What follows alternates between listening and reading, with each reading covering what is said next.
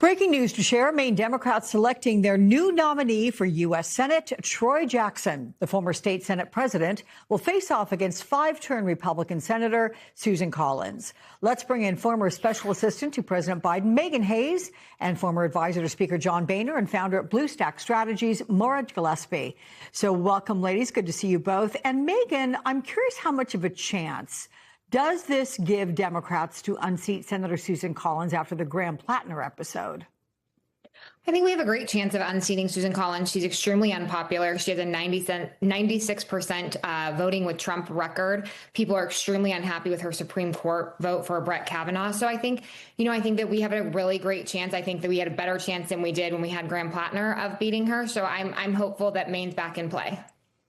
Okay, so more Republicans and Senator Collins herself are going to spend big money to hold this seat. Will money rule this race? Can throwing funds her way prevent it from slipping away? I mean, she certainly has the war chest to be able to do that. And I do think they're going to point out the chaos of the Graham Plattner situation with Bernie Sanders and Elizabeth Warren really doubling down on him until the very, very end. And so I think they're going to be able to highlight a lot of things and a lot of people who have just gone along to go along just because they want to win the seat. And so standing by their politics and their political ambitions as opposed to their moral values and moral compass. So I think she's going to be able to point to that. I do think the money is going to be a big factor, though. Okay. Well, we've got 101 days to follow this together. Meantime, Megan, we have a New Hampshire University poll which shows New York Representative Alexandria Ocasio-Cortez with a slight lead over other possible 2028 Democratic candidates. But here's how she has talked about her political future. Take a listen. They assume that my ambition is a title or a seat. And my ambition is way bigger than that. J.D. Vance just said in an interview that he thinks you are going to be the leading Democratic candidate for president in 2028. What's your response to that? I hope he is. That's what I'll say. There's a big poll today showing that you are the favorite amongst Democrats in 2028. Well, I feel very deeply flattered and humbled. Okay, so it's still early, but does the result of this poll surprise you? And how big a deal is Ocasio-Cortez leading more moderate candidates like former Vice President Harris and Governor Gavin Newsom?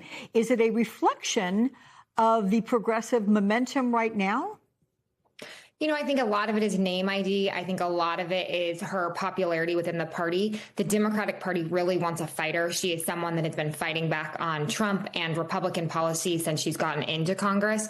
So I do think that does say a lot for this poll of where she stands. I'm not sure that this poll will be a precursor to what is to come for 28. I think a lot of those people will start to surpass her when people start actually campaigning. And I'm not actually sure she wants to do it. I could see her more running for Senate. But look, this just shows Democrats want a fighter, and she is out there fighting. And I think that is reflective in this poll. So what could an Ocasio-Cortez-led Democratic ticket, Maura, what would that signal to independents and moderate Republicans? And with about 100 days or so until the midterms, when will 2028 candidates start making it official?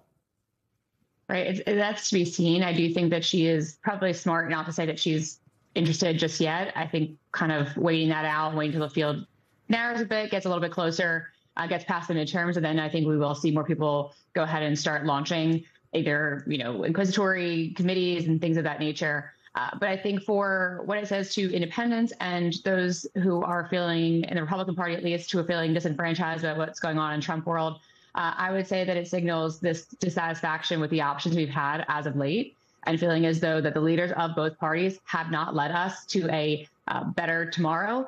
And so looking for someone who is not only, as Megan pointed out, willing to fight, but someone who's going to come forward with ideas. At this stage, I do think the American people are just looking for somebody who wants to put a solution forward, one that can actually make a difference. And right now we're just hearing a lot of bickering and a lot of vanity projects and a lot of hypocrisy and not a lot of action being done.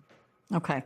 I do want to remind viewers again, this is a New Hampshire primary poll, so there's that to consider as well in terms of the big picture context. But there is another new poll, and I'll lead more with you more on this one, because it shows Democrats with an 11-point advantage over Republicans right now. Women are influencing that. They're favoring Democrats by 17 points over Republicans.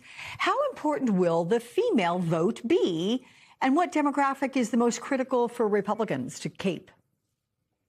Well, I'm glad that that's being pointed out. I mean, women make up more than half the population at this stage. And I do think there is this recognition that there are a lot of things that have gone backwards in this country when it comes to prioritizing women's health, when it comes to recognizing equal pay and recognition for maternity leave and for childcare. I mean, a lot of issues that matter to women across the country have never been addressed and have not been addressed wholeheartedly. And so I think that they're going to be using their voices hopefully more actively and more loudly, because it really does feel at this stage, I would have hoped that at this stage of my life, there would have already been a female president. But I do think people are ready for a change, and the men in this country have not let us. I mean, Donald Trump's running it right now and is really becoming more and more showing us he's running for himself, and his ego is taking center stage. Ready for someone who will actually get some stuff done, and women can.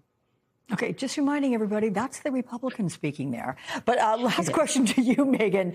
11-point lead. Is it enough for Democrats? Given Trump's fear-mongering attempts to meddle in the election, do Democrats need a bigger lead to win back control of Congress?